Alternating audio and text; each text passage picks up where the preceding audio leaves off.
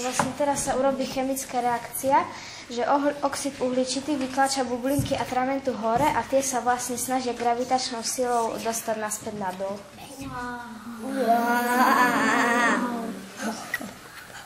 Čiže máte lávovú lampu.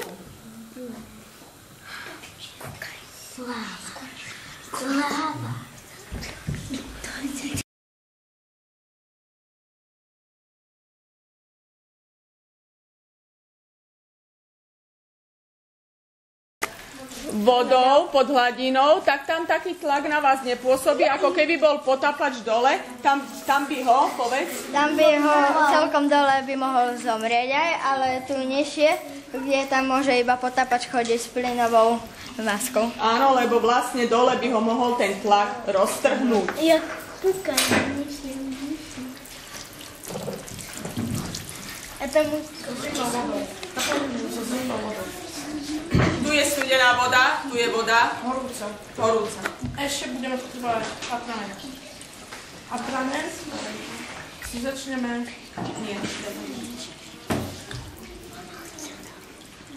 Začneme...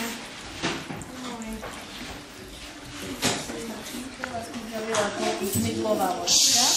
Ak si chcete niekedy zrobiť tento pokus, tak potrebujete podnos, pohár s vodou, mydlo a farebné alebo nejaké iné trojholničky. Takže trojholník dám do rohu.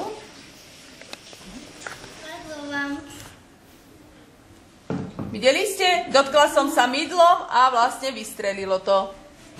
Áno, čiže to je kapilarita. A povrchové napätie.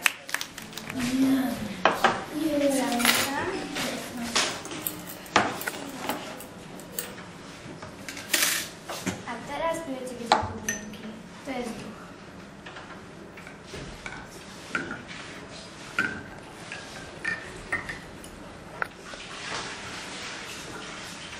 Jedným prštekom. Sára, jedným prštekom. Ešte raz to tam ponor. Áno, videli ste bublinky? To je kyslík, vzduch, čo dýchate. No počkajte, ešte vám opravíme toto šikovne, aby ste videli.